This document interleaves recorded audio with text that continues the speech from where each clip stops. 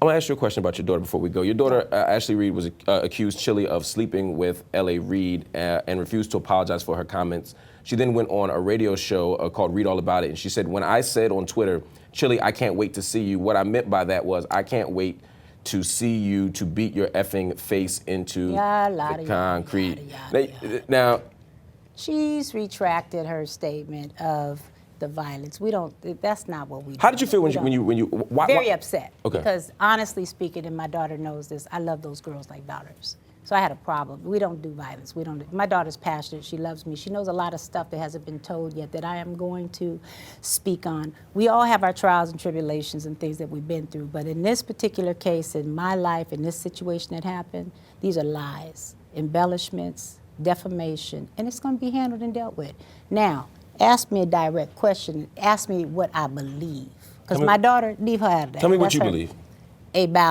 About what she said. She made a very particular statement that Chilli slept with L.A. Reid. Ask me if I believe that. Do you believe that Chilli slept with L.A. Reid? Absolutely.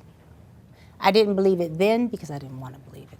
I loved my husband fiercely, and I loved them fiercely. They were like daughters to me. Bottom line, I don't have a reason to lie about that. I didn't believe it and wouldn't for years. But I have my reasons to say absolutely. What reasons do you have? I cannot tell you some of them. Tell me one. I just know it. It happened. Was it something you saw? Was it just an intuition? I saw some stuff, but it goes deeper than that. I won't tell it here. Oh. I can't. I just, listen, I've held it for 20 years. But see, that's the point. Mark, I've held it I'm not going to push you no more. No, you hear what I'm saying? I got a G code. I've held it for 20 years. Well, you're definitely a G.